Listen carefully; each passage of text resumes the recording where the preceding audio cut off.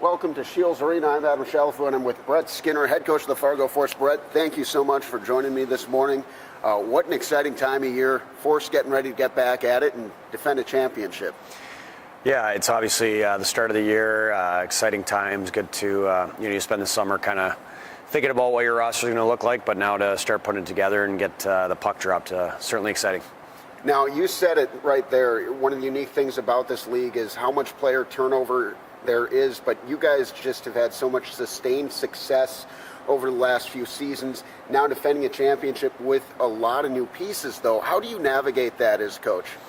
Certainly a challenge. I think the model of the league is you're pushing these players onto the college level, so it doesn't really matter how good you do. You're always going to have a lot of turnover in the league. We do have two drafts. We have the early draft, phase one, where you're drafting 15-year-old kids, and then the phase two, you build out the second piece.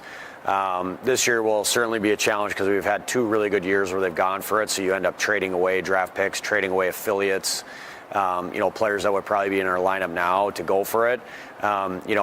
Definitely happy we won the championship, and you don't, have any regrets there. But at the same time now, there's going to be a challenge putting a team together here.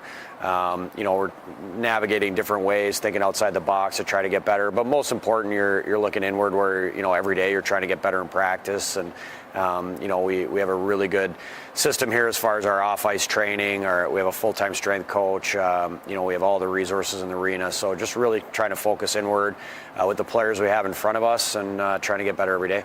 Now, when it comes to preparing these guys for the next level, you look at a guy like Max Swanson, who's just about hour, 10 minutes drive up the road now playing at UND. How do you kind of straddle that? You're trying to win with these guys right now, but you're also preparing them for NHL careers, college careers, and the like of that.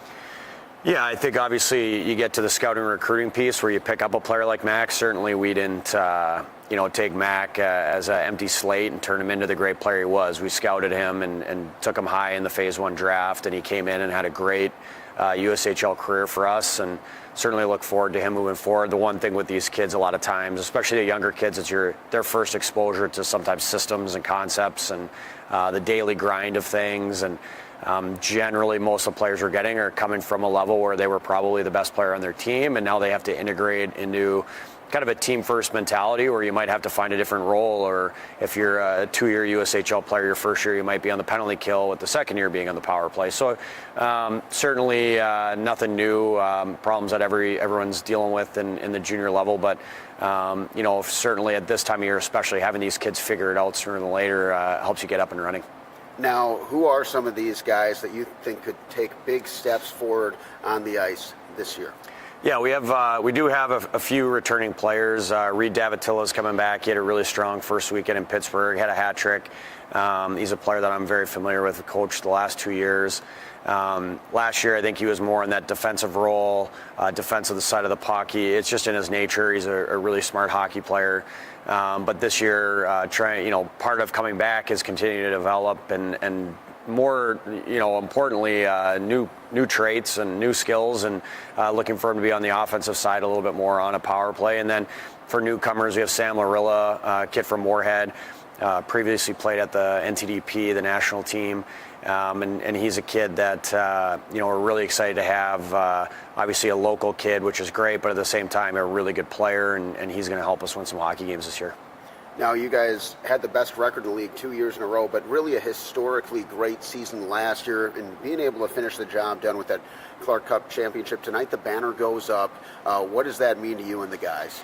Yeah, I think it's really exciting. Obviously, it's not every year you get to raise a banner, and, there will be a lot of reflection on last year. Obviously, for us, the main focus is going to be winning a hockey game, and, we're definitely kind of turn the page on that, but one last time just to kind of reflect on that and what a special season it was. And I think for the players this year too, to be able to try to enhance that legacy, that's been really important to us, where we came in last year, they had a really good year the year before. How can we continue to get better? How can we continue to grow as an organization? And I think last year, kind of capping it off the way we did, it'll be a special night for sure.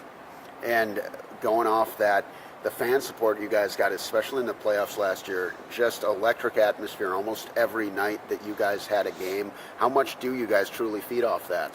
It actually is really important. I actually, with our scouting and recruiting, we'll use that a lot. There are other teams in the league that certainly have good development models, and we're doing all the skill sessions, and we have the shooting bay.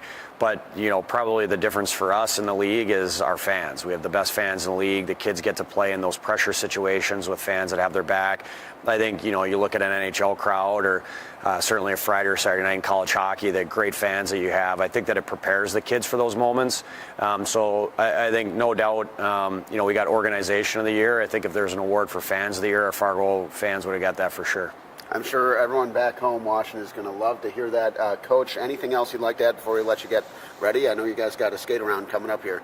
Yeah, just excited for the year. Obviously a new group, going to be a little bit more of a process, but obviously I know our fans will have our back, and hopefully the boys can put a good show on for them. You heard it here first, folks. That's Brett Skinner, head coach of the Fargo Force, getting their season started tonight. That's all for now on Valley News Now.